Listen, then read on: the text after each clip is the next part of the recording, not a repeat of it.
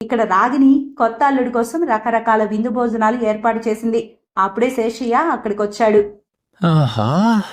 ఏంటో ఈ dining table అంతా ఘుమఘుమలాడిపోతోంది. చాలా వంటకాలు చేసినట్టున్నావే. ఎంతైనా అల్లుడంటే ఇచ్చే గౌరవం ఇంట్లో మరెవ్వరికీ ఇవ్వరు మీ ఆడవాళ్ళు. చాలే ఊరుకోండి. అల్లుణ్ణి బాగా చూసుకుంటేనే కదా మన పిల్లని అతను బాగా చూసుకుంటాడు. అదే ప్రతి తల్లి స్వార్థమండి. నేను అంతేనండి. హోహో! ఇందులో ఇంత అంతరార్థం ఉందన్నమాట. అమ్మా, ఇల్లంతా నీ వంటలతో గుమగుమలాడిపోతుంది.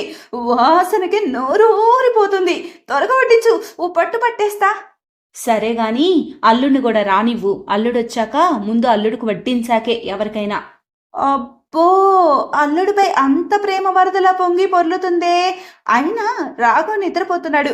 అప్పటికి లేపాను భోజనానికి రమ్మని, కానీ ఇంకాసేపు పడుకుంటానన్నాడు. సో తనకు ఆలస్యం అవుతుంది. కానీ నాకు వడ్డించేసేయి, బాగా ఆకలిస్తుంది. మైథిలి, నీకిప్పుడు పెళ్ళయింది. భర్త తినకుండా అలా ముందే తినకూడదమ్మా. భర్త తిన్న తర్వాతే తినాలి. అబ్బాయి ఇంట్లో లేకుంటే సరేలే అనుకోవచ్చు. అయినా ఎంతసేపు? ఇంకో అరగంటలో లేస్తాడు కదా, అప్పుడు అతనితో కలిసి తిందువు గాని. ఇది మన ఇల్లు కాబట్టి తనతో కలిసి తిందువు గాని అని చెబుతున్నా. అదే అత్తారింట్లో అయితే ముందు నీ భర్త తిన్నాకే తినాలి. ఒకవేళ అత్త కూడా తినలేదనుకో, ఆమె తిన్నాకే నువ్వు తినాలి. అదే ఆచారం. అర్థమైందా? మళ్ళీ మొదలు పెట్టావా అమ్మా? అయినా అన్నం తినడానికి ఆకలి ముఖ్యం. ఆకలికి ఆడేంటి, మగేంటి, అత్తేంటి, కోడలేంటి? చూడమ్మా, ఇదంతా నాన్సెన్స్. చూడు, నేను తల్లిని కాబట్టి నువ్వు చెప్పే నిజాల్ని అర్థం చేసుకోగలను. కానీ అత్తారింట్లో అందరికంటే ముందు కోడలు తింటే అత్త చూస్తూ ఊరుకోదు. ఆకలి వేస్తున్నా, పేగులు అరుస్తున్నా, కడుపు మార్చుకొని కూర్చొని మొగుడు తిన్నాక తినాలి, అత్త తిన్నాక తినాలి అని ఎవరో అవకాశవాదులు చెప్పారు, కానీ ఏ శాస్త్రం చెప్పలేదు. ఇంకా ఎక్కువగా మాట్లాడితే వెనకటి కాలంలో ఆకలేసి ఆడవాళ్ళు ముందు తింటే తర్వాత తినే మగాళ్ళకు కూరలు తగ్గడం, అన్నం తగ్గడం జరుగుంటుంది. మళ్ళీ పదే పదే వండే ఓపిక లేక ముందు వాళ్ళే తిన్నాక ఏదో ఒకటి మనం తిందాంలే అని ఆడవాళ్ళు ఫిక్స్ అయి ఉంటారు. ఎందుకంటే మళ్ళీ వంట చేసి కష్టపడాల్సింది వాళ్ళే కదా. పైగా ఇప్పుడున్నంత సౌకర్యాలు అప్పట్లో లేవు కదా. అలా ఏ ఇంట్లోనో ఇది మొదలై ఉంటుంది. ఆ తర్వాత ఇది కాస్త గతి తప్పి ఏ ఆచారంగానో మారుంటుంది. ఏ నాన్న, అంతేనా? అంతే అయ్యుంటుంది తల్లి. నువ్వు చెప్పింది ఏక్దమ్ కరెక్ట్. నా ఫుల్ సపోర్ట్ నీకే. శేషయ్య, మైథిలి నవ్వుకుంటారు. ఆపై మైథిలి తనకు తానే భోజనం వడ్డించుకొని శేషయ్యకు వడ్డిస్తుంది. వారిద్దరూ హాయిగా కూర్చొని భోజనం చేస్తారు. కానీ అది చూస్తున్న రాగినికి మాత్రం కాస్త కోపం, కాస్త భయం, మరి కాస్త ఆందోళన. తాను ఎంత చెప్పినా మైథిలి వినడం లేదని, ఇక స్వయం అనుభవంతోనే ఆమె తెలుసుకుంటుందని తనకు తాను నచ్చ చెప్పుకుంటుంది. ఆ తర్వాత కాసేపటికి రాఘవ్ కూడా లేచి భోజనం చేశాడు. అలా చూస్తుండగానే 3 రోజులు గడిచిపోయాయి. మైథిలి అత్తారిల్లు ప్రయాణానికి సిద్ధమైంది. మైథిలి, నువ్వు పుట్టిన దగ్గర నుంచి నిన్ను ఎంతో అపురూపంగా పెంచుకున్నావు. ఆడపిల్ల పుట్టినప్పుడు, చదివి ఎదుగుతున్నప్పుడు తల్లిదండ్రులకు చాలా ఆనందంగా ఉంటుంది. కానీ అదే ఆడపిల్లలు పెళ్ళిడికి వచ్చినప్పుడు ప్రతి తల్లిదండ్రులకు చాలా ఆందోళనగా ఉంటుంది. ఎటువంటి వాడు ఆమెకు భర్తగా వస్తాడో, ఎటువంటి అత్తారిల్లు దొరుకుతుందో అని ప్రతి తల్లిదండ్రులు బాధపడుతూనే ఉంటారు. చూడమ్మా, ఇక్కడ్లా పొద్దుపోయే వరకు నిద్రపోవద్దు. పొద్దున అందరికంటే ముందు నువ్వే నిద్ర లేవాలి. రాత్రి అందరూ నిద్రపోయాకే నువ్వు నిద్రపోవాలి. అదే ఇంటి కోడలికి అనాది నియమం. ఇక్కడ్లా ఎప్పుడు పడితే అప్పుడు స్నానం చేయడం కాదు. పొద్దున్నే నిద్ర లేవగానే స్నానం చేసి వంటగదికి వెళ్ళి టీలు, కాఫీలు, టిఫిన్లు అన్నీ ఎవరు అడక్కముందే నువ్వే తెలుసుకొని వారందరికీ అవి అమర్చి పెట్టాలి. ఇంకా మీ అత్తకు అస్సలు ఎదురు చెప్పొద్దు. అమ్మా, నువ్వు నన్ను అత్తారింటికి పంపుతున్నావా, సెంట్రల్ జైలుకా? జైల్లో కూడా ఇంత ఉండదు. చూడమ్మా, నేను తప్పు చెయ్యను, అలా అని తప్పును సమర్థించను. ఒకవేళ నా వల్ల పొరపాటు జరిగితే క్షమాపణ కోరుకుంటాను. అంతేకాని వాళ్ళు వేధిస్తున్నారు, నువ్వు సహించు అంటే అది కరెక్ట్ కాదు. కానీ సహనం స్త్రీకి కవచమమ్మా. అది ఆడదానికి ఆభరణం. అత్తారింట్లో ఆడపిల్లకు ఇంకా ఎక్కువగా భూమాతకున్నంత సహనం ఉండాలి. సహనం స్త్రీకి ఆభరణమే, కానీ ఆత్మాభిమానం కూడా స్త్రీకి ఆభరణమే అమ్మా. సహనం అనేది కొంతవరకే ఉండాలి. హద్దు మీరి అవతలి వాళ్ళు ఎంత వేధిస్తున్నా సహనంగా ఉండటం చేతగానితనం. పెళ్లి అనేది జీవిత ప్రయాణం. ఆలు మగలు కలిసి చేసే ప్రయాణం అంతే. దాన్ని అహంతో కాకుండా గౌరవంతో సాగించాలి. మైథిలి, నాకు నీ మొండి పట్టుదల విషయంలో చాలా కంగారుగా, ఆందోళనగా ఉంది. అబ్బా! అమ్మా ఊరుకో. సరే, సరే నువ్వు చెప్పినట్టే వింటానులే. ఇప్పుడు సంతోషమే కదా! నవ్వమ్మా, నవ్వు. మైథిలి ఆలోచనలో పడింది. తన తల్లిని బాధ పెట్టడం ఎందుకని ఆ క్షణాన మైథిలి ఆ మాట అన్నదే కానీ తన భావాల్లో తాను చాలా క్లియర్గా ఉంది. అయితే తాను ఎంత నిబ్బరంగా ఉన్నా తన తల్లి మాటలు, పెళ్లికి ముందు రాఘవ్ చెప్పింది చేయకుండా ఇప్పుడు మాట మార్చడం, ఆమె అత్తారింటికి వెళ్లాల్సి రావడం, అక్కడ అత్త తనతో ఎలా ప్రవర్తిస్తుందో ఏమో అనే అనుమానం మైథిలిని ఆలోచింపజేస్తున్నాయి. ఆ ఆలోచనలతోనే పుట్టింటి నుంచి అత్తింటికి వచ్చింది మైథిలి. రాఘవ్ ఒక చేత్తో సూట్ కేస్, మరో చేత్తో మైథిలిని పట్టుకొని ఇంట్లోకొచ్చాడు.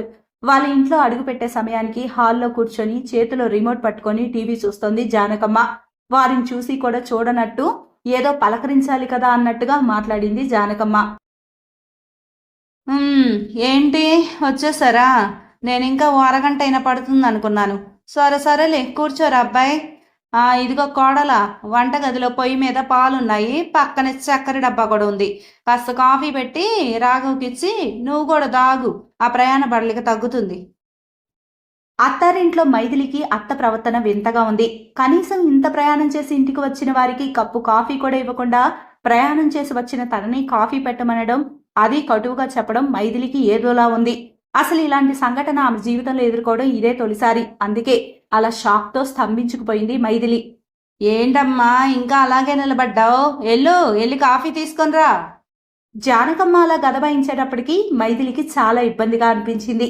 అయినా సరే తల్లి మాటలు గుర్తొచ్చి మౌనంగా వంటగదిలోకి వెళ్ళి 2 కప్పుల కాఫీ చేసుకొని వచ్చి ఒక కప్పు రాఘవ్కిచ్చి మరో కప్పు తాను తీసుకొని కాఫీ తాగుతూ ఉండగా జానకమ్మ గుర్రుగా మైథిలిని చూస్తూ, మీ ఇంట్లో నీకు పద్ధతులు సరిగా నేర్పలేదనుకుంటాను. అరే నేనున్నాను ఇక్కడ, నాకు ఒక కప్పు కాఫీ ఇవ్వాలని కూడా లేదా నీకు? అరే మీరే కదా అత్తయ్య 2 కప్పులు పెట్టుకొని ఒకటి రాఘవ్కిచ్చి ఇంకోటి నన్ను తాగమన్నారు. మీకు కలపమని చెప్పలేదు కదా? అవునమ్మా, నాదే తప్పులే. నీ పెళ్ళాం రాగానే నా తప్పులు బాగానే ఎత్తి చూపుతుందిరా. సరేలే, నీ పెళ్ళానికి నీ గది చూపించు, బట్టలు అవి సర్దుకుంటుంది. నేనెళ్ళి కాస్త కాఫీ నీళ్ళు పెట్టుకుంటాను, తలనొప్పిగా ఉంది. నాకెలాగో కాఫీ ఇచ్చే దిక్కు లేదు కదా. జానకమ్మ అలా గొనుక్కుంటూ వంటగదిలోకి వెళ్ళింది. ఉప్పొంగి వస్తున్న ఆవేశాన్ని మైథిలి తన చేతి గుప్పెట్లో బంధిస్తుంది. రాఘవ్ మైథిలిని తన గదిలోకి తీసుకెళ్లి ఆమె గదంతా చూపించాడు. రాఘవ్, మీ అమ్మ మాటలు నాకు చాలా ఇబ్బందిగా ఉన్నాయి. ఆవిడెంత మాట్లాడుతూ ఉన్నా కూడా నువ్వు ఒక్క మాట కూడా మాట్లాడవేంటి? మైథిలి, వాళ్ళు పెద్దవాళ్ళు, కాస్త పాతకాలం మనుషులు. ఇలాంటి చిన్న చిన్న వాటికి మనం సర్దుకుపోవాలి. అలా సర్దుకుపోవటంలో తప్పేముంది? అయినా 4 రోజులే కదా మనమిక్కడ ఉండేది. కాస్త సర్దుకుని చూసి చూడనట్టు ఉంటే ఏ గొడవ ఉండదు కదా. కానీ అస్తమానం మీ అమ్మ ఇలా అంటూ ఉంటుంటే నాకు మాత్రం ఎలా ఉంటుందో చెప్పు రాఘవ్. అసలు వచ్చిన క్షణంలోనే మీ అమ్మ ఇలా ప్రవర్తిస్తే ఇక ముందు ముందు ఎలా ఉంటుందో ఏంటో. అయ్యో మైథిలి, నువ్వు మరీ ఎక్కువగా ఆలోచిస్తున్నావు. మా అమ్మ మాట కటువే కాని మనసు మంచిదే. నీకిక్కడ సమస్య ఏం రాదు. నేనున్నాను కదా అంత చూసుకోటానికి. అవన్నీ మర్చిపోయి హ్యాపీగా ఉండు నా కోసం. Please Maithili, please. రాని నవ్వును పెదాలపైకి బలవంతంగా తెచ్చుకొని నవ్వింది మైథిలి. ఇప్పుడు ఆమె తల్లి మాటల్లోని అంతరార్థం, ఆమె తల్లి ఆందోళన కొంచెం కొంచెంగా మైథిలికి అర్థమవుతున్నాయి. మైథిలి, జాగ్రత్తగా ఇంటికి చేరుకున్నారా? ప్రయాణంలో ఇబ్బంది ఏం కలగలేదు కదా? అక్కడంతా బాగానే ఉంది కదా? ఇబ్బంది ఏం లేదమ్మా, జాగ్రత్తగానే ఇంటికొచ్చాం. ఇక్కడ తల్లి అడిగిన ఈ ప్రశ్నకు ఏం సమాధానం చెప్పాలో మైథిలికి అర్థం కాలేదు. అబద్ధం చెప్పలేదు, అలాగని నిజం చెప్పాలన్నా మళ్ళీ తన తల్లి బాధపడుతుందో లేదా ఈ పాయింట్ మీద మళ్ళీ ఏదైనా లెక్చర్ ఇస్తుందో అని అర్థం కాక ఇప్పుడేం చెప్పాలా అన్నట్టు మౌనంగా ఉండిపోయింది Maithili. Maithili, Maithili, hello, hello, Maithili, hello. Hello అమ్మా. మాట్లాడేవేంటి? ఏమైంది? అబ్బే ఏం లేదమ్మా, ఇక్కడ ఏదో సిగ్నల్ ఇష్యూ ఉన్నట్టుంది అంతే.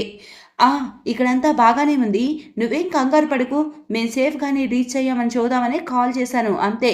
సరే నేను వెళ్ళి ఫ్రెష్ అవ్వాలి, మళ్ళీ కాల్ చేస్తానమ్మా, బాయ్. సరే జాగ్రత్త అమ్మా. ఫోన్ కట్ చేసి మైథిలి వెళ్ళి స్నానం చేసి ఫ్రెష్ అయ్యి వచ్చింది. ప్రయాణ బడలిక వల్ల అలసిపోయిన మైథిలికి తనకు తెలియకుండానే గాఢ నిద్ర పట్టింది. చూస్తుండగానే సమయం రాత్రి 8 అయింది.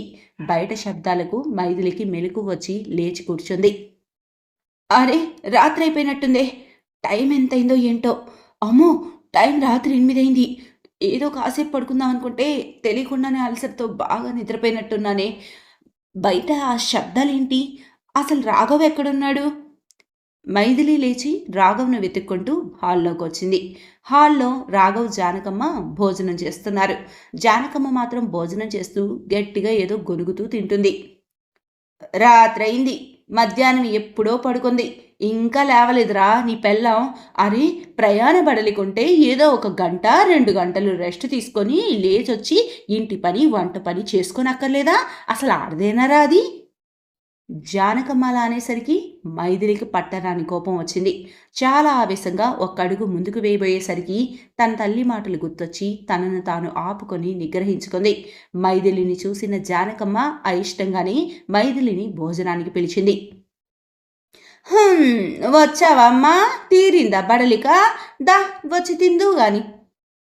జానకమ్మ పేరుకేదో పిలిచింది కానీ ఆమె మాటల్లో వ్యంగ్యం, ముఖంలో అసంతృప్తి స్పష్టంగా మైథిలికి అర్థమవుతున్నాయి. అవి బాకుల్లా మైథిలిని గుచ్చుతున్నా రాఘవ్ మాటలకు గౌరవం ఇస్తూ మైథిలి మౌనంగా వెళ్ళి డైనింగ్ టేబుల్పై భోజనానికి కూర్చుంది. ఏమ్మా, నీకు వడ్డించుకోవడం రాదా? నేనే వడ్డించాలా ఏంటి? అలా చూస్తూ ఉండకపోతే కంచంలో అన్నం పెట్టుకోవచ్చు కదా.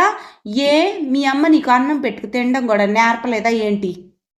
ఈసారి మైథిలికి వచ్చిన కోపం ఆమె కళ్ళల్లో స్పష్టంగా కనిపిస్తుంది. అప్పటి వరకు తనను తాను నిగ్రహించుకున్న మైథిలి ఆవేశం కట్టలు తెంచుకుంది. అది గమనించిన రాఘవ్ వెంటనే తెలివిగా టాపిక్ను డైవర్ట్ చేసే ప్రయత్నం చేశాడు. తనకిక్కడ కొత్త కదమ్మా. మైథిలికి సిగ్గు ఎక్కువ. తినడానికి కూడా మొహమాట పడుతుంది. మైథిలి, ఇది నీ ఇల్లే. నీ ఇంట్లో నువ్వు తినడానికి మొహమాటమేమిటి? అన్నం పెట్టుకో. మైథిలి రాఘవ్ వైపు కోపంగా చూసింది. రాఘవ్ సర్దుకుపోమన్నట్టుగా మైథిలికి సైగ చేశాడు. రాఘవ్పై ప్రేమతో తనలో బద్దలవ్వబోతున్న ఆవేశాన్ని అదుపులోకి తెచ్చుకొని ఉదాసీనంగానే అన్నం వడ్డించుకొని భోజనం చేసింది మైథిలి. అందరి భోజనాలు అయిపోయాయి. మైథిలి కూడా భోజనం చేసి సింకులో పళ్ళెం పెట్టి చేయి కడుక్కొని తిరిగి తన గదిలోకి వెళ్తూ ఉండగా, ఇదిగో అమ్మాయి, ఆ సింకులో గిన్నెలన్నీ కడుగు. అర్ధరాత్రి ఎంగిలి గిన్నెలు అలాగే ఉంటే లక్ష్మీదేవికి కోపం వచ్చి ఇంట్లోకి రాదు, దరిద్రం. అవన్నీ కడిగి ఆ తర్వాత స్టవ్ అది తుడిచి ఆ తర్వాతనే వెళ్ళి పడుకో. మైథిలికి జానకమ్మ మాటలు కోపం తెప్పిస్తున్నా సైలెంట్గా వెళ్ళి గిన్నెలు తోమడం మొదలుపెట్టింది. కోడల్ని ఇబ్బంది పెట్టడమే ధ్యేయంగా పెట్టుకున్న జానకమ్మ మళ్ళీ మైథిలిపై నోరు పారేసుకుంది. అయ్యో అయ్యో అయ్యో, బుర్ర నీకు సరిగా పనిచేయదా ఏంటి? అంట్లు సింకులో కడుగుతున్నావు. ఆ సింకుంది చేతులు కడుక్కోవడానికి అంతే. గిన్నెలు వెనక సందులో వేసి కొలాయి దగ్గర తోము. మళ్ళీ సింకులో ఏవేవో అన్నం మెతుకులు పడి సింకు బ్లాక్ అయితే వెళ్ళి అంట్లు బయట సందులో వేసి కడుగు. జానకమ్మ మాటలకు మైథిలి మెదడు బద్దలవుతుంది. అసలు జానకమ్మ ఏం మాట్లాడుతుంది? అది ఆమె తెలియనితనమా లేక కావాలని చేసే గృహహింసనా? కొత్తగా అత్తారింట్లో అడుగుపెట్టిన మైథిలికి జానకమ్మ మాట తీరు, ఆమె మనస్తత్వం చాలా ఇబ్బందిగా ఉంది. ఎంత పాజిటివ్గా ఆలోచించాలనుకున్నా మైథిలి బుర్రకు ఏమీ అర్థం కావడం లేదు. ఒకవైపు కోపం, మరోవైపు బాధ, ఇంకోవైపు జానకమ్మ సూటిపొడి మాటల అవమానం, ఇంకా ఒక్కసారిగా ఒంటరయ్యానని బాధ. పుట్టింట్లో అల్లారు బుద్ధిగా ఒక్క పని చేయకుండా పెరిగిన మైథిలికి అత్తారింట్లో కాస్త సమయమైనా ఇవ్వకుండా ఒక్కసారిగా ఇంత పని చెప్పడం, అది కూడా అత్త అంత కటువుగా చెప్పడం, భర్త కలగజేసుకోకపోవడం, తను ఏం చెయ్యాలన్నా సహించాలి అనుకునే తన చేతగానితనం, ఇలా అన్నీ ఒక సుడిగుండంలా మైథిలిని మెలేస్తూ ఆ సుడులు ఆమె కళ్ళ నుంచి ధారగా తన కళ్ళ వెంట కన్నీరుగా కురిశాయి. మైథిలి మౌనంగా ఏడుస్తూనే ఆ గిన్నెలన్నీ అత్త చెప్పినట్టే తోమి స్టవ్ అది తుడిచి బెడ్రూంలోకి వెళ్ళింది. ఆమెను చూడటంతోనే రాఘవ్, ఏ మైథిలి, ఇంతసేపేంటి? నేను నీకోసం ఎంతసేపటి నుంచి ఎదురు చూస్తున్నానో తెలుసా? ఏం చేస్తున్నావు ఇంతసేపు? నేనేం చేస్తున్నానో కూడా నీకు తెలియనంత దూరంలో లేవు కదా రాఘవ్. బెడ్రూమ్ గడప దాడితే అక్కడ ఏం జరుగుతుందో నీకు అర్థమవుతుంది. చూడు రాఘవ్, రేపే మనం హైదరాబాద్ వెళ్ళిపోదాం. ఇక్కడ నా వల్ల కాదు. అరే, ఏమైంది మైథిలి? అయినా 4 రోజులుండి వెళ్దామనుకున్నాం కదా. రేపే వెళ్తే బాగోదు. నాకు బాగానే ఉంటుంది. చూడు రాఘవ్, మీ అమ్మ అడ్డమైన మాటలు పడే ఓపిక నాకు లేదు. నాకొచ్చే ఆవేశానికి మీ అమ్మ స్థానంలో ఇంకెవరైనా ఉంటేనా నేను చెప్పే సమాధానమే వేరుగా ఉండేది. మా అమ్మ నువ్వు కలిసి నా నోరు కట్టేశారు. నేను కూడా చాలా ఓర్చుకుంటున్నా, భరిస్తున్నా. అసలేం జరిగింది? ఎందుకంత ఆవేశం? ఏం జరిగిందో చెప్తేనే కదా నాకు విషయం తెలిసేది. నేనేదైనా చేయగలిగేది. ఏం జరిగిందా? నేను భోజనం చేసి రూమ్లోకి వస్తుంటే మీ అమ్మ ఆపి అంట్లు కడగమంది. పోనీలని కడుగుతుంటే మళ్ళీ అవి సింక్లో కాదు సందులో వేసి కడుగు, స్టవ్ తుడిచి వంటగది శుభ్రం చేసి వెళ్ళు అంటూ ఆర్డర్లు వేస్తోంది. అవన్నీ చేసొస్తున్నా. ఓస్, అంతే కదా! దానికెందుకంత ఆవేశం? ఇదే మీ ఇంట్లో మీ అమ్మ చెప్తే గిన్నెలు తోమవా ఏంటి? ఇక్కడ చెప్పింది మా అమ్మ అయ్యేటప్పటికి నీకు విషయం భూతద్దంలో కనిపిస్తుందంతే. మా అమ్మ మీ అమ్మలా కఠినంగా చెప్పదు రాఘవ్. ఆమె అంట్లు తోమమన్నందుకు, పని చేయమన్నందుకు నాకు సమస్య కాదు. ఆమె మాట్లాడే తీరు, చెప్పిన విధానం సమస్య. పని మనిషికి హుకుం జారీ చేసినట్టు చెప్పి వెళ్ళింది. వంటగదిలో సింక్ అనేది ఎవరైనా గిన్నెలు తోముకోవడానికి కదా కట్టించేది. అక్కడ కడగడానికి లేదు, బయట సందులో వేసి కడుగు అని కావాలని చెప్పింది మీ అమ్మ. సింకులో అయితే 10 నిమిషాల్లో అయిపోతుంది. సందులో వేసి తోమి అవి సర్ది మళ్ళీ ఈ వంటగదంతా క్లీన్ చేసేసరికి 30 నిమిషాల పైనే పట్టింది. ఇదంతా ఆవిడ కావాలని చేసింది. మనసులో ఏదో పెట్టుకొని నన్ను ఏడిపించాలని చేస్తుంది. నా వల్ల కాదు ఆమె మాటలు పడుతూ మౌనంగా ఉండటం. మైథిలి బాధ చూసిన రాఘవ్ జానకమ్మ వద్దకు వెళ్ళి జరిగిన దాని గురించి ఆమెను అడిగాడు.